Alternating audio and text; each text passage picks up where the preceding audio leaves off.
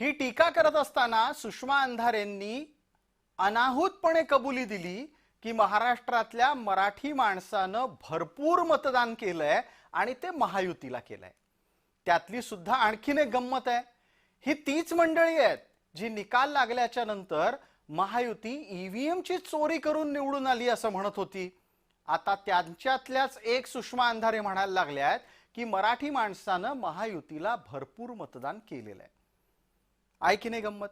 असो, अंधारे यांनी तर शिवसेनेच्या आणि शिंदेच्या वादाच्या निमित्तानं, म्हणजेच या संपूर्ण वक्तव्यातल्या वादाच्या निमित्तानं शिंदे आणि फडणवीसांमध्येही भांडण आहे असा निष्कर्ष काढला. दरम्यान वाद, शिंदे यांची महायुतीत होणारी कुचंबणा असे अनेक मुद्दे अंधारे यांनी मांडले आणि त्या बोलू लागल्याच्या नंतर इतर कायचे गप्प बसतील. लगोलग सगळेच विरोधक शिंदेंवर तुटून पडले. आश्चर्य वाटतं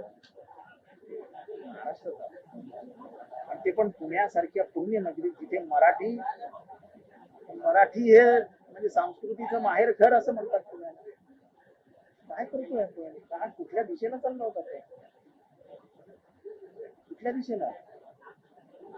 आता मला हे जोक म्हणून घ्या, ह्युमर म्हणून घ्या.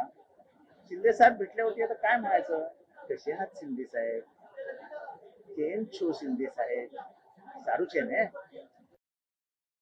एकीकडे मराठीला अविभाज्य भाषा म्हणून आम्ही त्याला दर्जा देण्याचा